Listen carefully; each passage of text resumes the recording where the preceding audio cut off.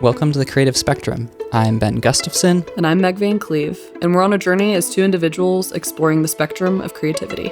In each conversational episode, we explore topics like neurodiversity, humanity, personality types, spirituality, and how they all intersect with creativity and the artist's journey, especially as it relates to the complex inner world of our spirits, bodies, and minds. We welcome you to join us on this journey, and we're really grateful that you're here. Well, Meg, I am really excited that we get to start off our podcast in this way by kind of exchanging stories. We all are made up of multiple stories, right? And so to try to encapsulate all of us in one story is impossible. We're going to be exchanging stories throughout this podcast for years to come, hopefully, right? And so this is just kind of the first one, and for our listeners to be able to just get a glimpse into really, I think, what brings us essentially to starting this project. That's my hope. And hopefully that this brings some context and some connection, basically. I mean, this is our second time recording this, and that's not normally going to be how we do things, but whatever comes out of this, we're just rolling with it. Two takes or that's nothing. my promise right there. Yeah. We'll just see where it goes, right? Let's do it then. I'm excited. These are some of these things I know and some of these things I don't, and I think it's cool that every time it's a little bit different. So I'm ready. I'm ready to roll into your story and see where we find ourselves. So kind of dialing in on that, my first memory of what it meant to be creative was probably, I would imagine probably 3 or 4 years old, maybe 5, I don't know, somewhere very, very young. I remember the sense of what it was to create. And there was a lot going on in my home, but also it was something that like came so naturally to me. So in part, it was a way for me to kind of escape some things in my home and create spaces that kind of transported me away. So that was a reality of my story for sure. But there was also just the piece of like how it just came so naturally, where I felt like I didn't have to work to create. And I mean, I'm talking like a 4-year-old here, like the ability to like we all know that children have this ability that to create these worlds, to imagine. And like, I think that's been a big grieving point of my story, is like, as I've kind of, transitioned to adulthood over these years, like that ability to create does dwindle. And I think that's actually really fascinating, which I would love to talk about. We'll probably talk about in a different episode. But I think I just like have this core memory of, okay, like I can create these worlds that no one else can create, that can transport me to these beautiful places that only I can find. Like, they're not out there in the world. They're not available otherwise, unless it's like in a story or a movie, but I have this ability to bring myself to those places. So it's a place of safety, but it's just also a place of beauty and like connection and like peace. And so I think I just have these vivid memories of doing this from a very young age, and it just coming very naturally.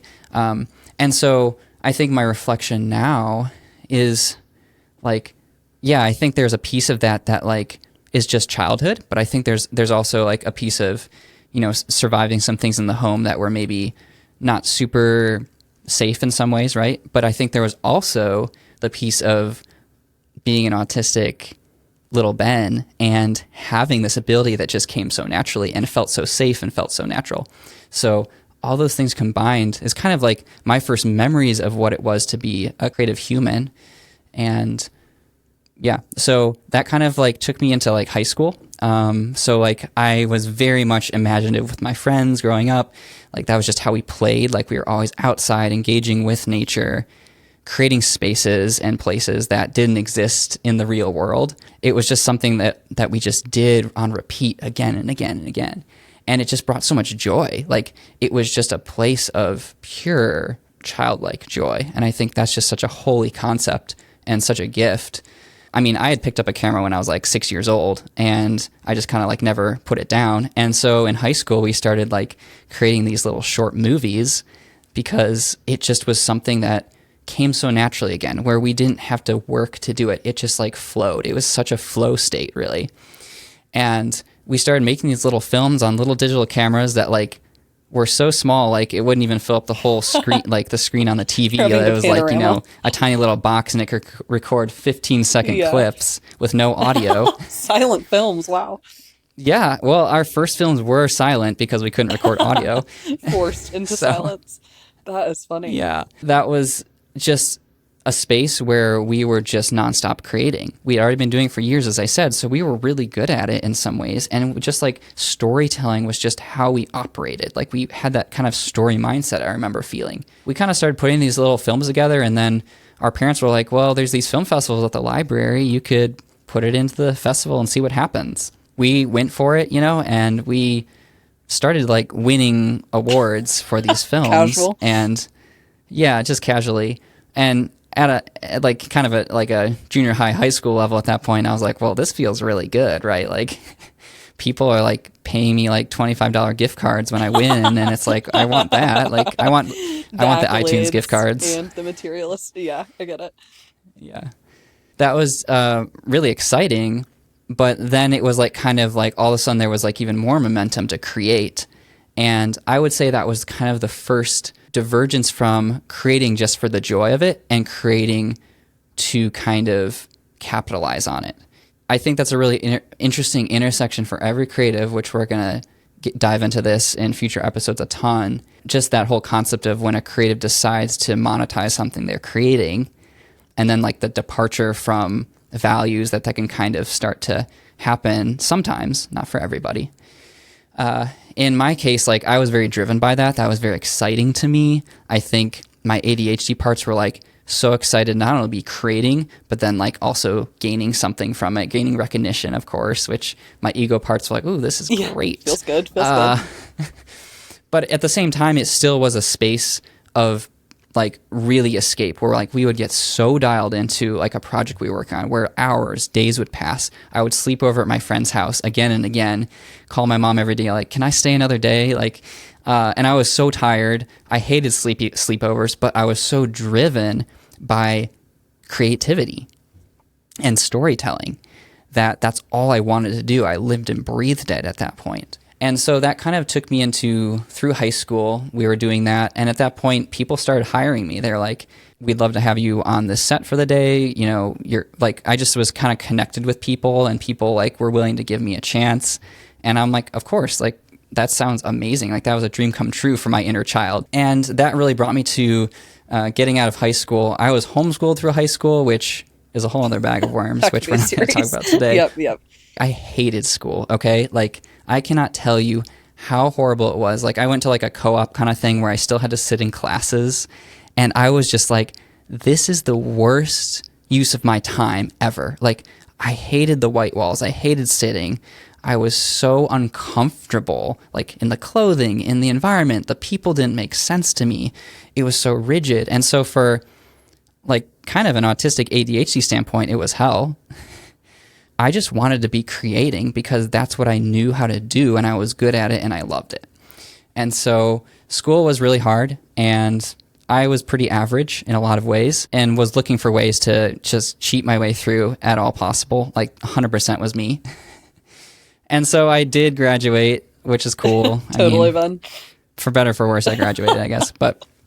And so that brought me to this intersection of like, and this is like, so many parts in my story were intersecting at this point, but one of them was like kind of launching into adulthood of like, due to like my family dynamics, I was really in a space where like I felt that pressure of like, I'm out of school now. I'm choosing not to go to college. I have to have a plan. You gotta grind. And so I gotta grind, right? And so that turned into like, well, I know how to do this. People are calling me. People want me.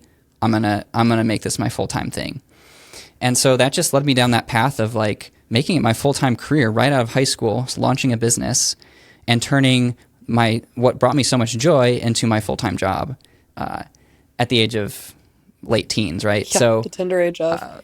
That's just a kind of a crazy intersection, but also like without even knowing it, like I was loving it. Like it was great, but I was completely departing from myself in so many ways and basically selling those skills.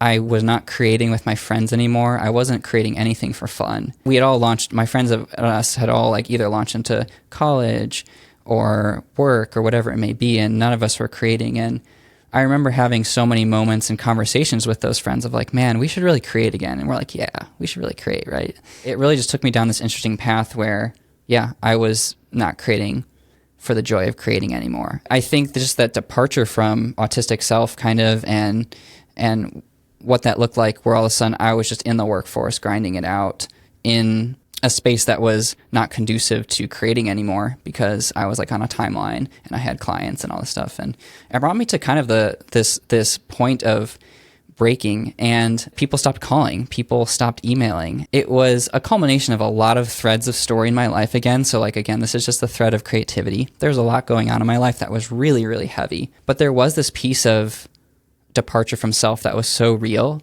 and really brought me to the pit. And I really also think that was kind of God shaking me. Like the fact that people just like a light switch stopped calling. Yeah, you've described it before as like almost like a water switch just turning on and off. But I think that's so fascinating that it all just happened at once and super disorienting, I'm sure. Yeah.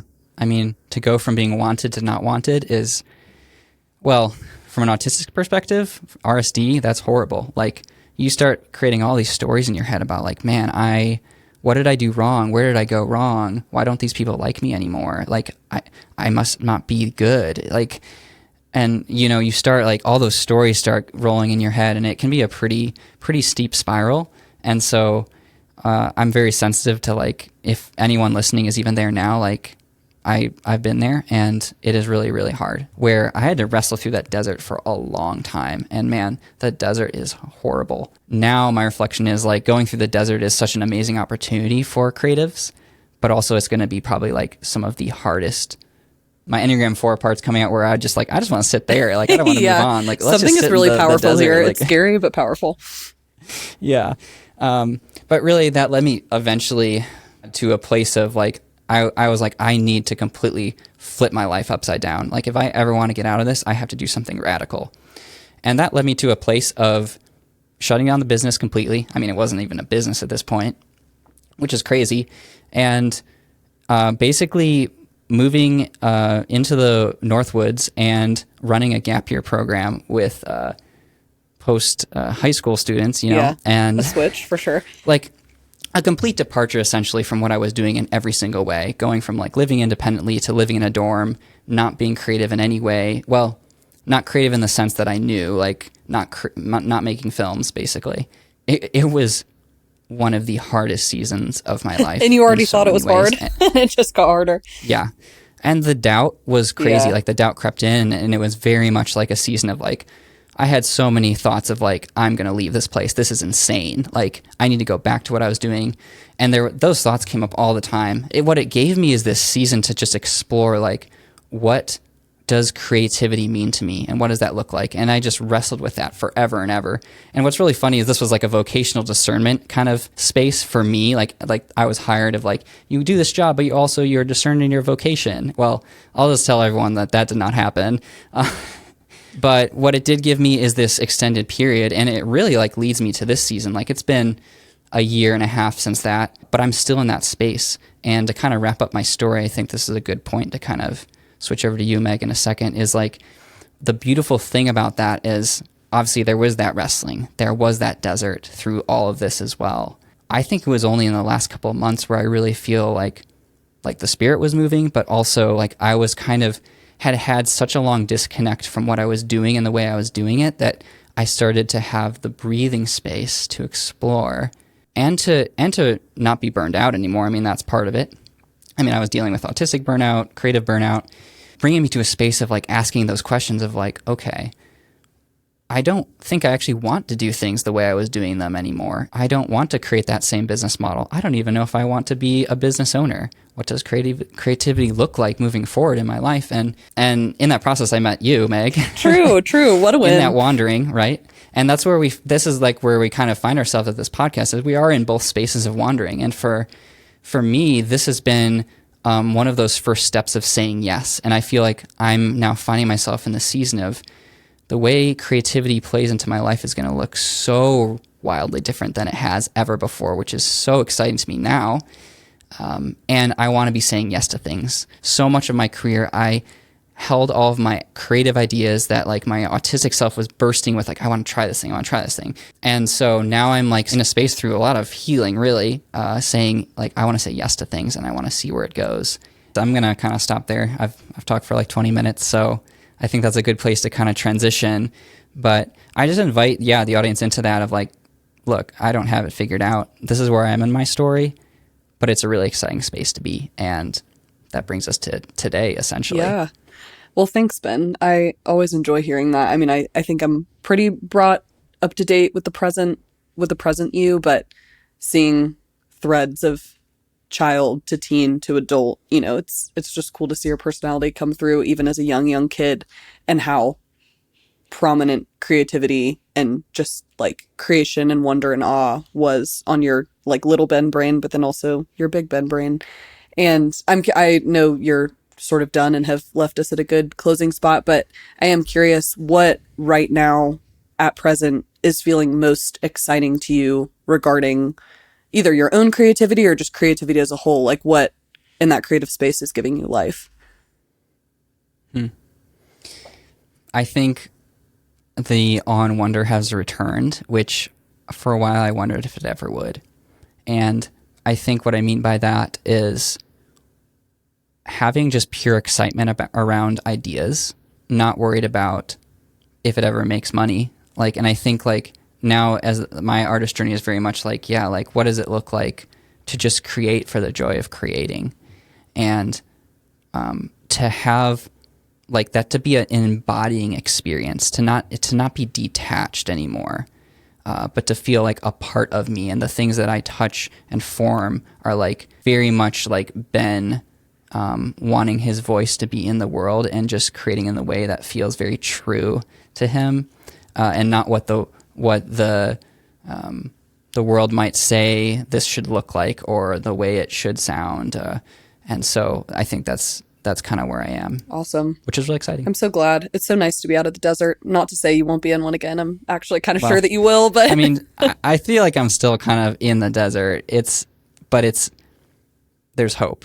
You really do have a way with words, and I love how you tell your story. And I learn something new every time, but I can just see so clearly these lines, like whether it be your creativity or even just you as a person. And I mean, this will come out in my story. I'm super comparison driven. I think it's a double-edged sword where there's some good parts that come out of it and some really toxic bad parts that come out of it. But I'm always worried that sort of like, I think there's imposter syndrome, but just looking at other people is way more creative than myself. And so it can feel scary to even talk about myself as a creative, because I'm like, well, how does that measure up to XYZ, ABC, everyone that I'm seeing around me? So I guess to just launch into it, as a kid, I think I would have always called myself an artist. I think, that was always a big thing. Like, are you good at art? Or are you not good at art?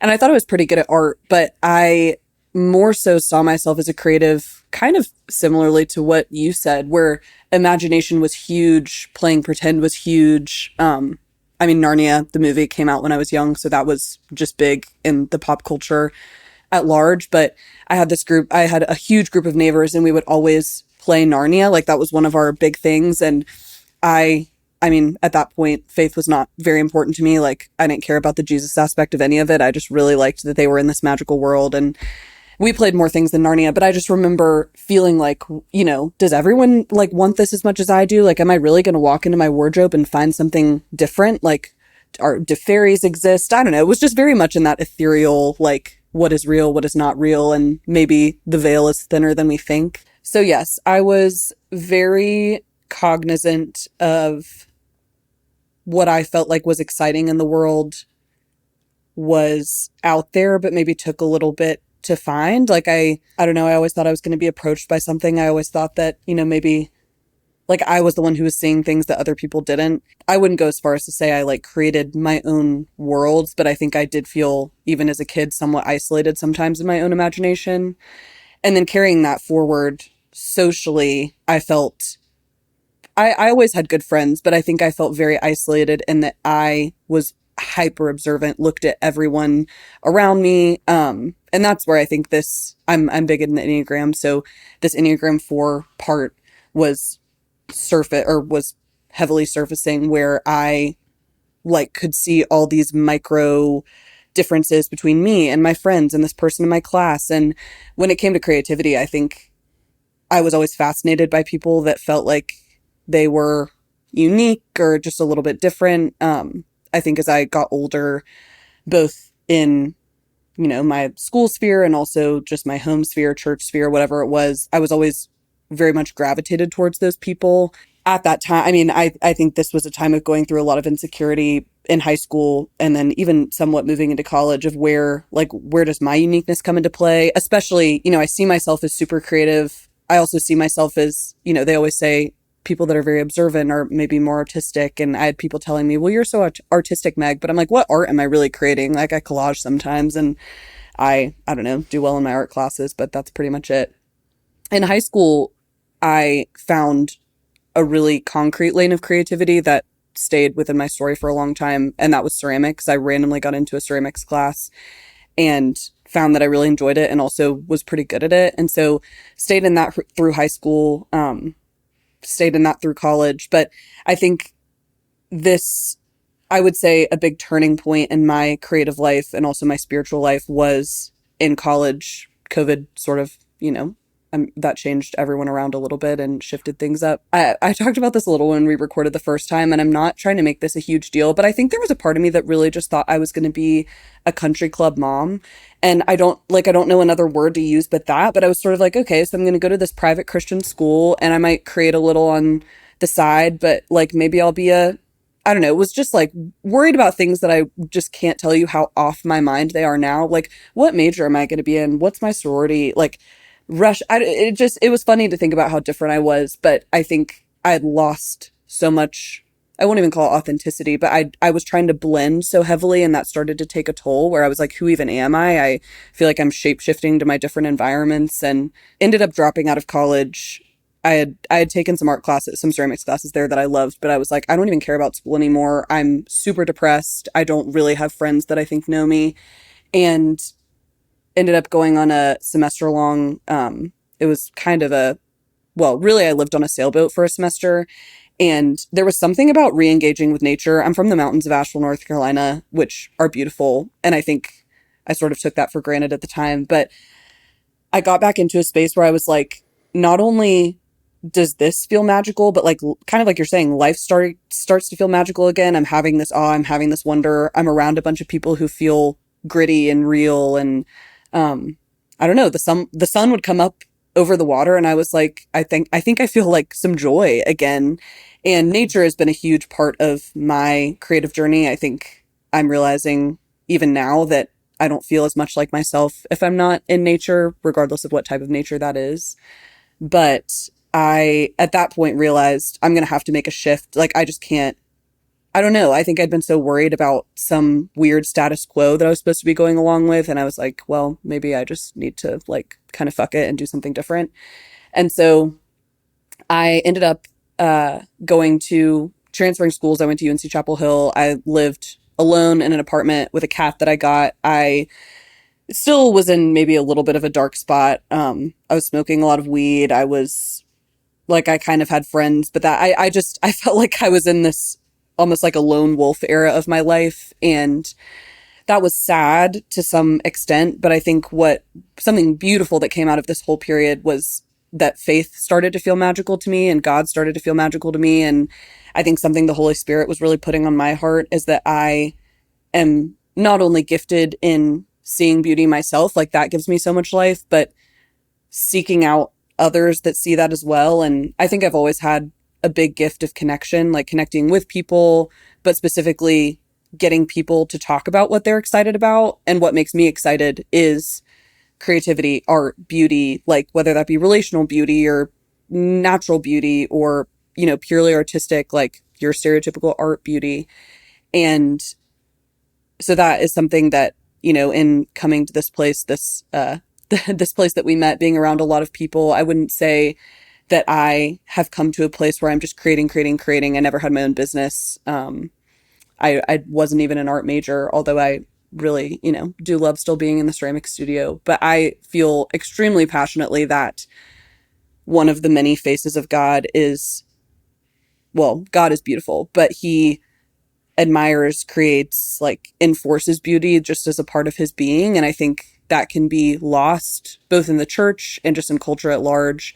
So I feel like in this podcast, there's a way that we can bring life back to almost even the word creativity. Like, it doesn't just have to be sculpture. It doesn't just have to be a painting. I think we're on a journey of learning all the different outlets that creativity can come through, within ourselves, but within all the guests we bring on, and our audience at large. And this almost sounds a little bit rambly, which I hope y'all will bear with me, because I think I'm very much on a journey right now in saying yes to this, to, being on this podcast with Ben, and then also figuring out what does it mean to be a Christian, and what is my gift. And especially if that gift has to do with like aesthetic, does that mean it's as valuable as someone whose gift is medicine? Like, I don't know. It's just, it can be hard sometimes to really settle into what you're good at and explore that to its fullest extent. But I guess the last thing I'll say is,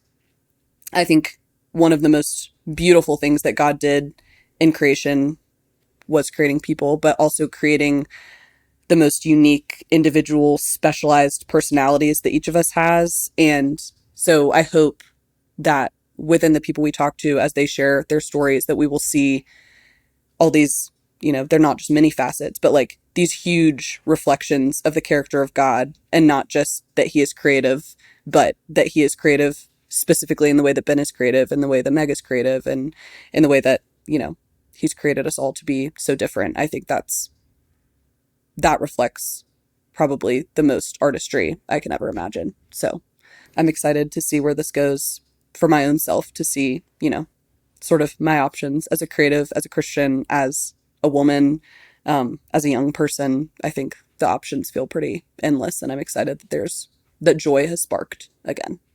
Yeah, it's really exciting, and that we're both kind of finding ourselves at these kind of parallel pieces in our story related to kind of creativity, and kind of our journeys are so parallel in that way. And I think that's just really exciting.